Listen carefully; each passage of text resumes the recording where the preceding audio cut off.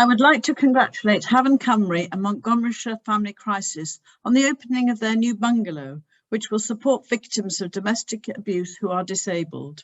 It means that any disabled person in Powys who is fleeing domestic abuse no longer has to leave the county to access suitable accommodation.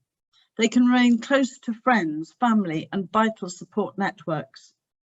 This project really shows the benefits of partnerships working alongside the Welsh Government to produce high quality services and support that victim and survivors need.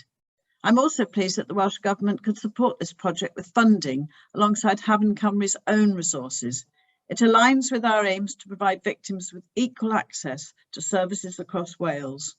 I'm continually proud of the organisations in Wales which are providing these crucial services to those who most need it.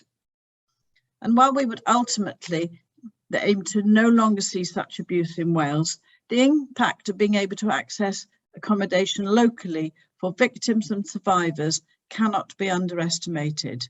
My warm thanks go to Hafan Cymru and Montgomeryshire Family Crisis for providing this important facility in Wales. Diolch yn fawr.